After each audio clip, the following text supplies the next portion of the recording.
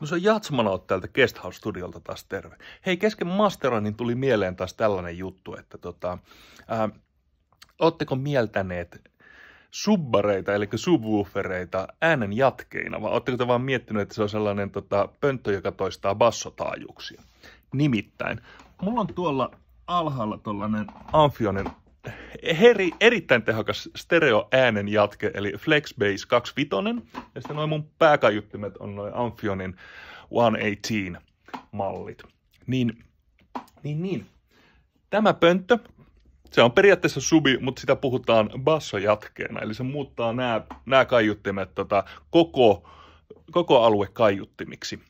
Ja idea siinä, että miten toi subbari säädetään optimaalisesti, on sellainen, että ei panna sitä toistamaan vaan sen alapuolisia taajuuksia, mihin pääkaiuttimien toisto loppuu, vaan nostetaan jakotaajuus sen verran ylös, että me siirretään pois kuormaa noilta pääkaiuttimilta.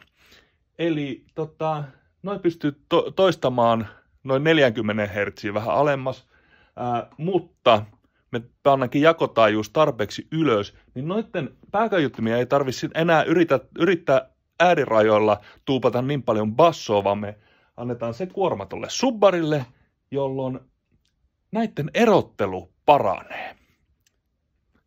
Kattokaapa tämmönen ääniesimerkki. Tää varmaan menee särölle tässä puhelimen mikrofonissa, mutta luukutetaan vähän ja kattokaa, miten toi elementti liikkuu, kun mä pistän subbarin päälle ja pois.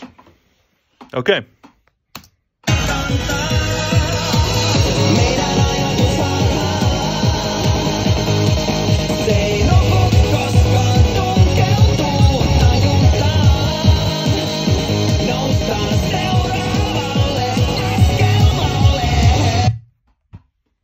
Et sikäli.